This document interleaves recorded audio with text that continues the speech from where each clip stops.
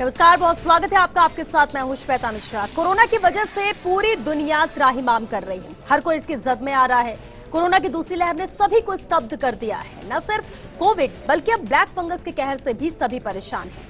ऐसे में हर किसी के जहन में सवाल उठ रहे हैं कि कैसे कोरोना से खुद को बचाएं, ब्लैक फंगस से बचने के लिए किन बातों का ख्याल रखें, या फिर मन में कई तरह की शंकाएं भी उठ रही हैं। लेकिन आपको ख्याल रखना है, डॉक्टर्स की सलाह के बिना कोई काम या कोई दवाई नहीं लेनी है। अब ऐसे में जब बाहर भी नहीं जाना है और डॉक्टर से कंसल्ट भी करना है तो आखिर करें क्या? आपके हर समस्या का समाधान आपके अपने चैनल फर्स्ट इंडिया ने निकाला है, जिसका नाम है डियर डॉक्टर।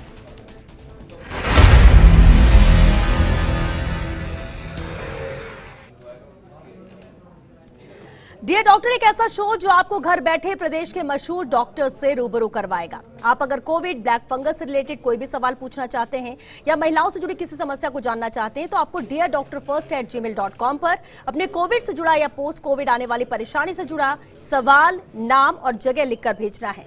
आपके हर सवाल को हम डॉक्टर से पूछेंगे ताकि आपके मन की हर शंका या सवाल का जवाब मिल सके। तो चलिए शुरू करते हैं आज का सिलसिला। आज हमारे साथ बेहद खास मेहमान जुड़ चुकी हैं। हमारे साथ है गायनेकोलॉजिस्ट यानी स्त्री रोग विशेषज्ञ डॉक्टर रमा चुंडावत। डॉक्टर रमा, बहुत स्वागत है आपका हमारे शो में।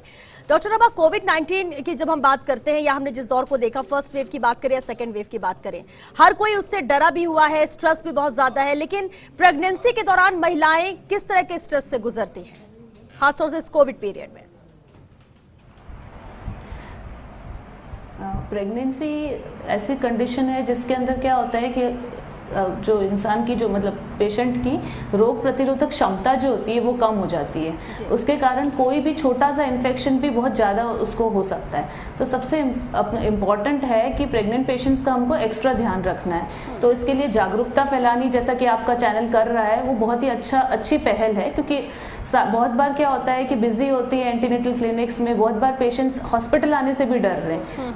उस कंडीशन में आपकी ये पहल उनके लिए बहुत अच्छा मौका है सब कुछ जानने के लिए। जी बिल्कुल। कोविड-19 प्रेगनेंसी की आपने बात की, बहुत तरह के स्ट्रेस भी होते हैं, लेकिन इसमें प्रिवेंशन क्या क्या हो सकते हैं? प्रिवेंशन है, सबसे पहले तो जो प्रिवेंशन हम सबको पता है, मास्क लगाना है, बाहर नहीं जाना है, 6 फीट की आपको दूरी मेंटेन करनी है, ये सब तो है ही सही। पर जो हमारी गर्भवती महिलाएं हैं उसके लिए ये ज़रूरी है कि वो हमारी खुद की प्रतिरोधक क्षमता को बढ़ाए। उसके लिए उन्हें क्या करना है कि पौष्टिक खाना खाना है।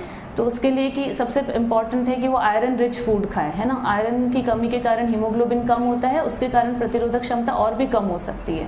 तो एक वो है प्रोटीन, हाई प्रोटीन डाइट उनको लेनी है। हाई प्रोटीन डाइट जैसे कि अगर जो मांसाहारी लोग हैं वो एग ले सकते हैं, और अगर जो नहीं है तो अच्छी दालें हैं, हरी सब्जियां हैं, फ्रूट्स हैं, ये सब लें। सूखा मेवा जैसे कि ड्राई फ्रूट्स हैं वो सब ले सकती हैं, और भरपूर नींद लें। और सबसे इम्पॉर्टेंट, जो सोशल मीडिया पे नेगेटिव अगर न्यूज़ चल रही है तो उस पर ध्यान न दें। योग का सहारा ले सकते हैं, प्राणायाम कर सकते हैं। ये सब पेशेंट्स को अपनी मानसिक जो तनाव है, एंजाइटी, डिप्रेशन, ये सब भी आ रहा है तो इस सब से भी बचाएगा। क्योंकि जब पेशेंट डिप्रेस्ड रहता है तो उसकी प्रतिरोधक क्षमता और भी कम हो जाती है। तो हमें पेशेंट, जो प्रेग्नेंट लेडीज़ हैं, उनको पॉजिटिव एटीट्यूड उनका होना ज़रूरी है। बिल्कुल। और कोविड-19 अगर किसी प्रेग्नेंट लेडी को हो जाता है तो उस दौरान क्या रिस्क फैक्टर्स रहते हैं? देखिए, पिछली वेव में ज़्यादातर देखा गया था कि अभी या तो हम लोग जब रूटीनली सिजेरियन से पहले या डिलीवरी से पहले, भर्ती करने से पहले पेशेंट का टेस्ट कराते थे तो एसिम्प्टोमेटिक पॉजिटिव आती थी। ऐसी कंडीशन में कोई टेंशन नहीं थी, एसिम्प्टोमेटिक पेशेंट्स थे।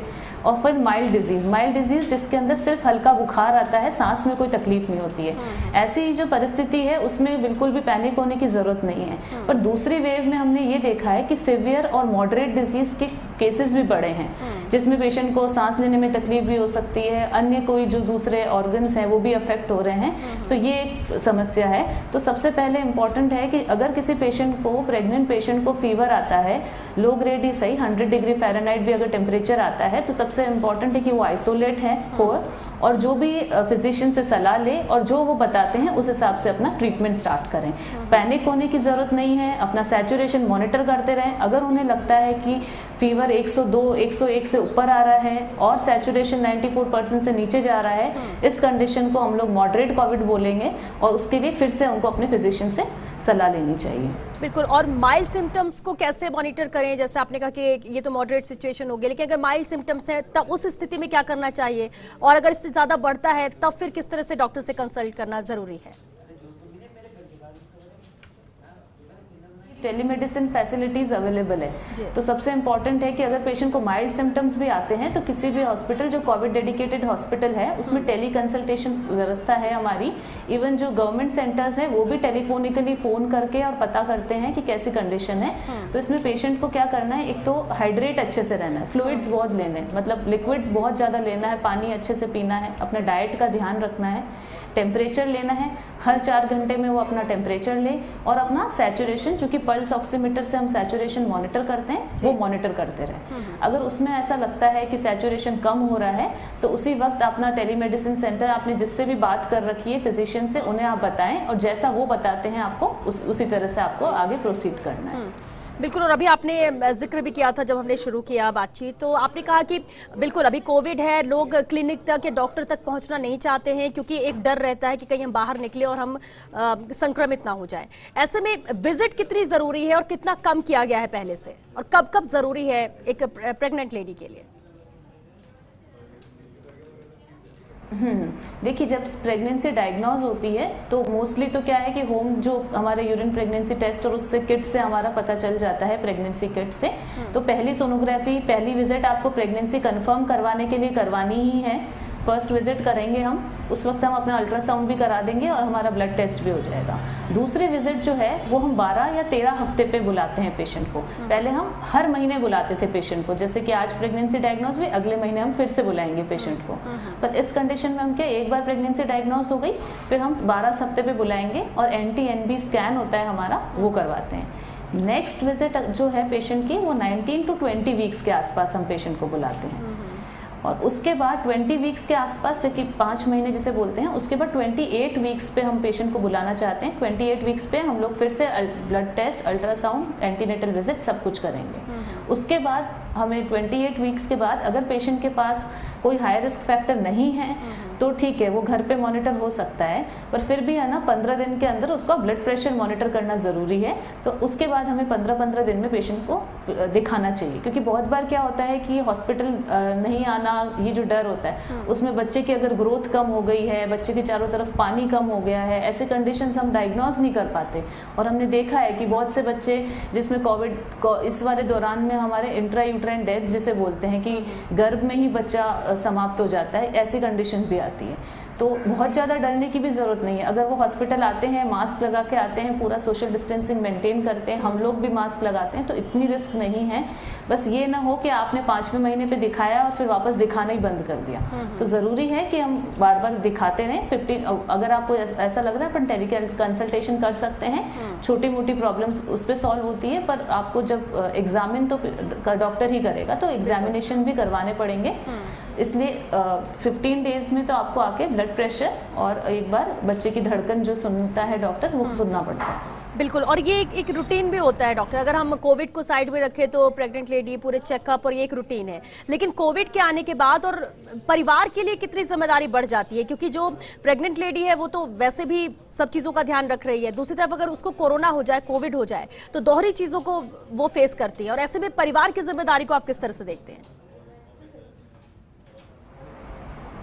परिवार की जिम्मेदारी बहुत ज़्यादा है, क्योंकि परिवार को क्या करना है कि देखिए, ज़्यादातर गर्भवती महिलाएं बाहर नहीं जा रही है, वो ना तो भीड़ में जा रही है ना वो बाहर जा रही है, फिर भी उनको इन्फेक्शन हो रहा है, तो उसके अंदर कोई इन्फेक्शन अंदर लेके आ रहा है। तो हर जो पर्सन है फैमिली के अंदर, उसको ये जिम्मेदारी लेनी है कि हम इन्फेक्शन घर पे ना लेकर आए। और अगर कोई अनअवॉइडेबल, जैसे भी अगर किसी को हल्का सा भी फीवर आता है, कोई भी सिम्टम आता है पेशेंट को, तो सबसे इम्पॉर्टेंट है कि वो अपने घर में ही आइसोलेट हो जाए।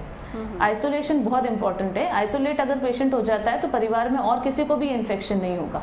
और कोविड-19 जब पेशेंट अगर अपनी प्रेग्नेंट पेशेंट्स को हो जाता है तो उसे भी आइसोलेट तो करना ही पड़ेगा आपको, पर आइसोलेशन के साथ साथ ही हमारे पास वीडियो कॉलिंग की सुविधा है, तो हम वीडियो कॉल कर सकते हैं पेशेंट को। क्योंकि मैं आपको जैसा बता रही हूँ कि अगर पेशेंट डिप्रेस्ड रहता है, एंजाइटी रहती है, उसे डर लगता है कि मेरे गर्भस्थ शिशु को कुछ ना हो जाए, मुझे कुछ ना हो जाए, फिर अगर कोई नेगेटिव न्यूज़ अगर वो सुनती है, तो हार्मोनल फ्लक्चुएशंस वैसे भी प्रेगनेंसी में ज़्यादा होते हैं, मूड स्विंग्स भी होते हैं। ऐसी कंडीशन के अंदर मॉरल सपोर्ट बहुत ज़रूरी है। तो फैमिली ना सिर्फ उसको पौष्टिक भोजन उसका ध्यान रखे, खाने का ध्यान रखे, प्लस उसको एक मेंटल सपोर्ट देने की ज़रूरत है। स्पेशली जिसमें हस्बैंड्स हैं, उनका बहुत इंपॉर्टेंट रोल है। अगर वो उनका मॉरल बूस्टअप करके रखेंगे तो बहुत जल्दी ही वो इन्फेक्शन से बाहर निकल जाती है। बिल्कुल डॉक्टर रमा, ये तो प्रेग्नेंट महिलाओं की बात हो गई, लेकिन सामान्य तौर पर भी इस कोविड काल में स्ट्रेस बहुत होता है। महिलाओं को बहुत ज्यादा स्ट्रेस, उसकी वजह आप क्या मानते हैं? सामान्य, फिर वो चाहे यंग हो या बुजुर्ग हो या किसी बीमारी से ग्रसित हो, स्ट्रेस बहुत ज्यादा है, ये नजर आता है। महिलाओं पे तो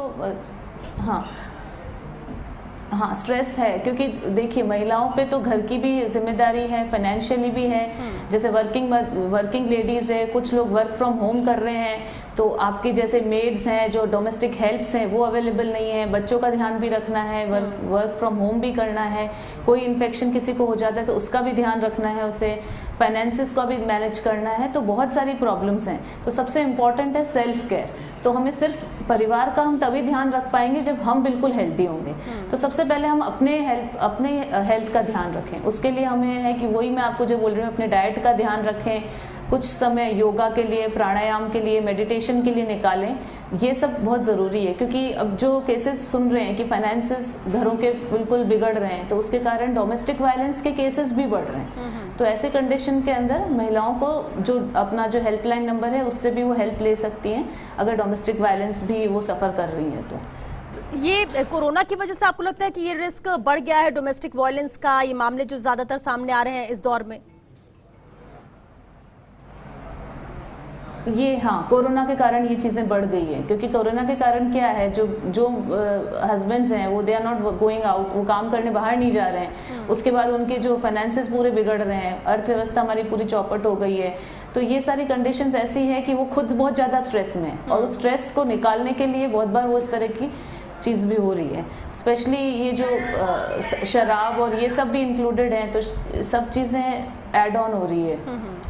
और बुजुर्ग महिलाओं और नाबालिगों को किस तरह से ख्याल रखना है, किन बातों का ध्यान रखना है? देखिए, बुजुर्ग जो महिलाएं हैं उनके भी साथ यही है कि उनकी भी ना जो रोग प्रतिरोधक क्षमता कमी हो जाती है, तो वो भी अपना अच्छा डाइट लें। बुजुर्गों के अंदर कैल्शियम, विटामिन डी की कमी बहुत ज़्यादा पाई जाती है, तो कैल्शियम के लिए अपना कैल्शियम सप्लीमेंटेशंस तो पेशेंट्स लेते ही हैं, और हल्की फुल्की एक्सरसाइज करते रहें। भीड़ में जाने से बचें वे लोग। और अगर कोई जो है पर्सन बहुत ज़्यादा हाई रिस्क, जिसका जॉब है जिसमें वो जाता है, उसको बहुत ज़्यादा चांसेस हैं जिसमें उनको इन्फेक्शन हो सकता है, तो उससे दूरी मेंटेन करना बहुत ज़रूरी है।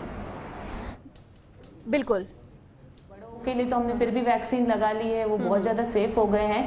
पर अब जो आप नाबालिग की बात कर रहे हैं, जो 18 से कम है, तो वो अभी भी हाई रिस्क ही हैं, क्योंकि उनको ना तो हमने वैक्सीन दी है, और उनका है कि अब ये है कि स्कूल्स नहीं हैं, बट फिर भी बाहर का इन्फेक्शन हो रहा है। अब नए नए केसेस कह रहे हैं कि थर्ड वेव के अंदर बच्चे ज़्यादा अफेक्ट होंगे, पर बच्चे तो क्या इस सेकेंड वेव में भी अफेक्ट हुए थे। बहुत बार वो माइल्ड सिम्टम्स में निकल गए। तो हम लोग ये चाह रहे हैं कि माइल्ड सिम्टम्स में रहें, वहाँ तक ठीक है, पर फिर भी हमें सतर्क रहना पड़ेगा कि बच्चों के अंदर ये इन्फेक्शन ना जाए। बिल्कुल। और ज़्यादातर लेडीज़ ऐसी भी जिनको पहले से हेल्थ इश्यूज रहते हैं, आप हार्ट हो, डायबिटीज़ के पेशेंट्स हो, या फिर हम थायराइड की बात कर लें, ये जो बहुत कॉमन होता है महिलाओं में, इन्हें क्या किस तरह के प्रिकॉशन लेने की ज़रूरत है, कोविड के पहले भी या फिर कोविड होने के बाद भी? कोविड के पहले भी पेशेंट को, जो कि हाइपरटेंसिव, जैसे आप बता रहे हैं, हाइपरटेंसिव है, हार्ट डिजीज़ के पेशेंट हैं और डायबिटिक्स हैं, ये बहुत ही हाई रिस्क पेशेंट्स में माना जाते हैं।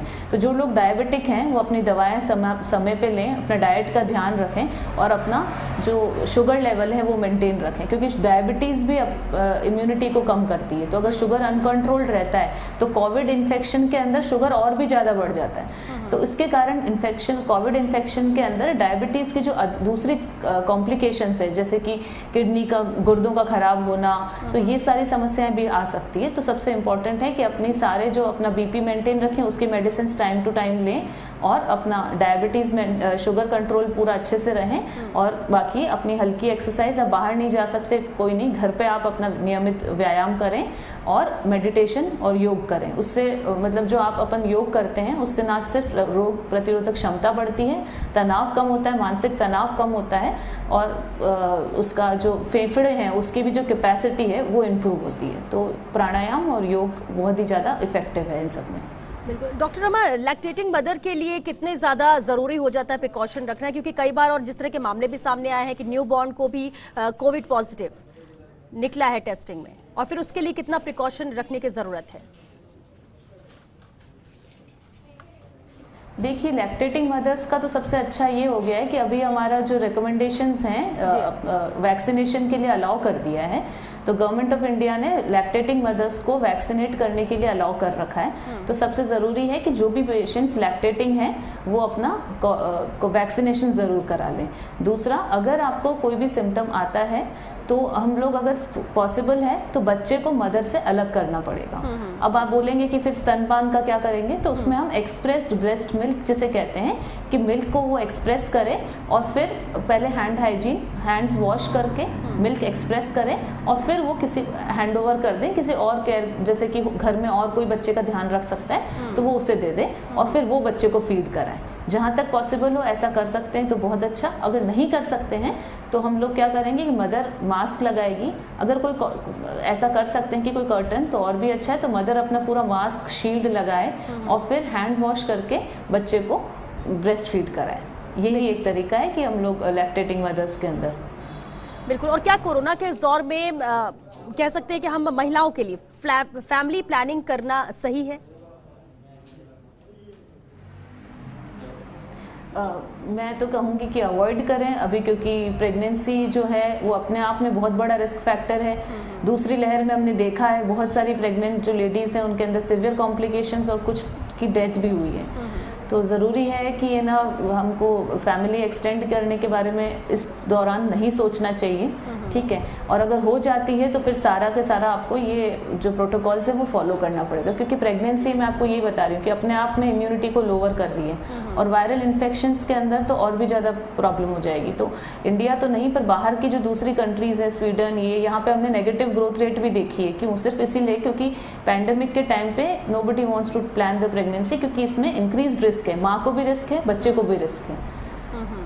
बिल्कुल, यहाँ रिस्क फैक्टर बढ़ जाता है। लेकिन इसीलिए सबसे ज़रूरी है कि हमारा कॉन्ट्रासेप्शन। हाँ जी डॉक्टर रमा, एक्चुअली जो आपने कहा बिल्कुल कि अभी रिस्क फैक्टर बढ़ जाता है, लेकिन एक बात और समझना चाहेंगे कि रिस्क फैक्टर भी बढ़ता है, किस तरह की दिक्कतें आ रही हैं अभी महिलाओं को जो प्रेग्नेंट है? क्योंकि रोजाना आप कंसल्ट करते होंगे, कई ट्रीटमेंट अभी ले भी रही होंगी, कि किस तरह की दिक्कतें, क्या कोई और भी बीमारी है जो इस दौरान प्रमुखता से सामने आ रही है? कोई और डिजीज, या आपको लगता है कि सामान्य है, बस एहतियात की जरूरत है?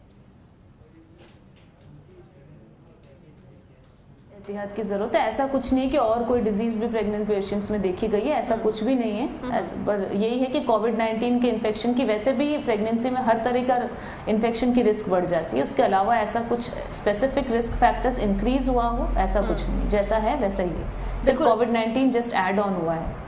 बिल्कुल। और एक बात है जो बार बार सामने भी आती है, आपने भी अभी जिक्र किया कि इम्यूनिटी लोअर हो जाती है और इस पर खास ध्यान देने की ज़रूरत है। अब क्योंकि आप सिर्फ डाइट के जरिए इसे ले सकते हैं, तो कौन सी ऐसी चीज़ें हैं जो डाइट में शामिल करना बेहद ज़रूरी है?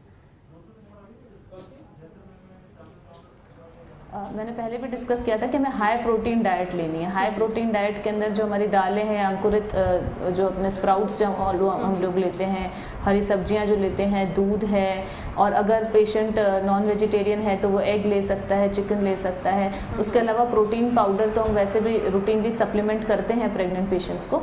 दूसरा, हमें आयरन रिच फूड जैसे कि फ्रूट्स में हमारे पास एप्पल हो गया, अनार है, इसमें है ज़्यादा, गुड़ है, गुड़ के अंदर बहुत अच्छा आयरन कंटेंट होता है। अब लोहे की कढ़ाई में पकाएं कोई भी भोजन तो उसके अंदर आयरन कंटेंट वैसे बढ़ता है।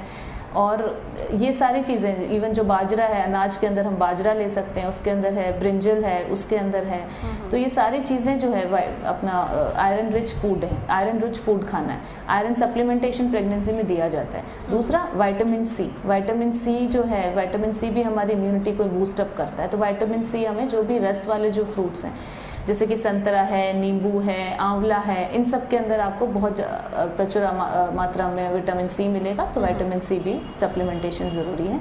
फिर आता है कैल्शियम, तो कैल्शियम की रिक्वायरमेंट ड्यूरिंग प्रेगनेंसी वैसे ही बहुत ज़्यादा होती है, तो कैल्शियम रिक्वायरमेंट भी उसके लिए हम लोग कैल्शियम सप्लीमेंटेशन देते हैं। उसके अलावा जो फूड है उसके अंदर हम लोग दूध है, दूध से बनी हुई सारी चीज़ों के अंदर कैल्शियम अच्छे अमाउंट में होता है, तो वो लें उसके लिए।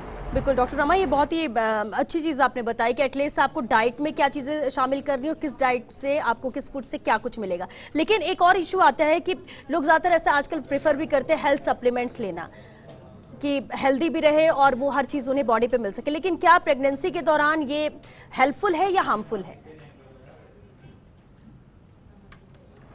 नहीं, प्रेगनेंसी के अंदर जो हम लोग आयरन, कैल्शियम और प्रोटीन सप्लीमेंट कर रहे हैं, ये सब हेल्थ सप्लीमेंट्स ही हैं, न्यूट्रास्यूटिकल्स जिसे बोलते हैं। दीज आर नॉट मेडिसिन, ये मेडिसिन नहीं है, पर ये तो हमें रूटीनली सबको देना ही होता है। तो उसके अलावा हेल्थ सप्लीमेंट सिर्फ गूगल करके या ऐसे सोशल मीडिया के थ्रू हमें नहीं लेना है, क्योंकि जो हम प्रोटीन पाउडर या जो भी हम अपने प्रेग्नेंट पेशेंट्स को देते हैं वो बाकी सारे चीज़ों से डिफरेंट होता है ना। जो सिर्फ प्रेग्नेंट पेशेंट्स के लिए बना हुआ है वही उसी टाइप का प्रोटीन हम लोग सप्लीमेंट करें। हर कुछ मतलब जस्ट देख के एंटीऑक्सीडेंट्स और वो सब पेशेंट्स नहीं ले सकता।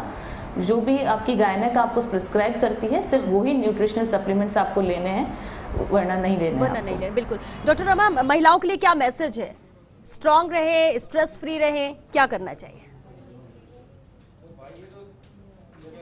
ना, सबसे पहले मैं आपको जो बता रही हूँ, सेल्फ केयर सबसे इम्पॉर्टेंट है। जब तक आप अच्छे से नहीं रहेंगे, आप अपने परिवार का ध्यान कैसे रखेंगे? तो सबसे ज़रूरी है कि आप अपनी इम्यूनिटी मजबूत रखें, अपनी मानसिक शक्ति को बढ़ाएं।